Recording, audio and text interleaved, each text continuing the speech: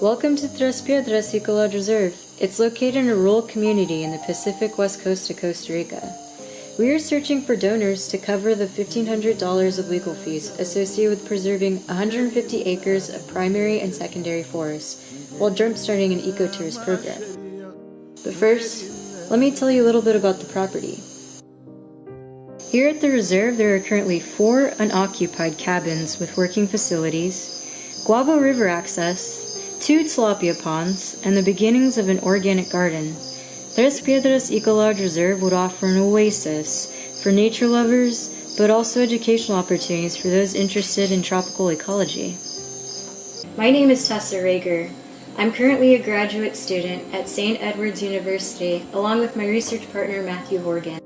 Due to Matt's past visits to this property 4 years ago with his undergraduate college, he has been fortunate to return for the 3rd time and bring me with him. The current owners, Maricel Gamboa, Grethal Gamboa, and Marconey Gamboa, are allowing us to conduct our research while staying in the main cabin. In addition to carrying out our independent research projects, we agreed to help Maricel figure out a way to once again attract people to this incredible place.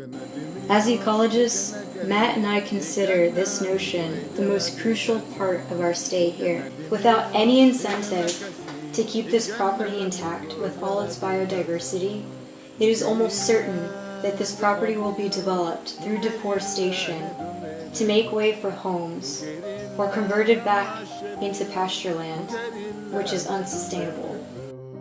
For 20 years, the property was owned by a small group of professors and environmentalists. Professors brought students such as Matt here to teach tropical ecology, conduct research, and carry out reforestation efforts in the local region.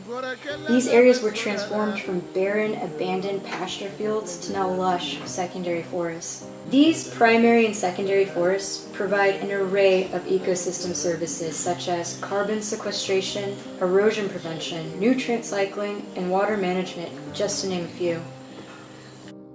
The property itself was only recently handed over to local residents Maricel, Grethal, and Marconey. When I posed the question of why don't they just sell the property instead of struggling, Marconey said that the majority of people here want to sell their properties, like it's the best or only option.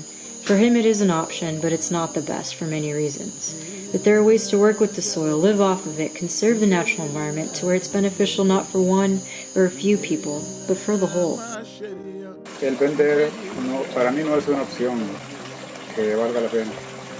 Por eso optamos por otra opción que aparentemente es más difícil, pero creo que es la más correcta. So I asked what they would like to do with this property. Que sea una propiedad en la que sea sostenible con la naturaleza y sustentable. O sea, que genere no solamente para nosotros ingresos, sino para generar empleo para miembros de la comunidad. With that said, we are developing a really good ecotourism program.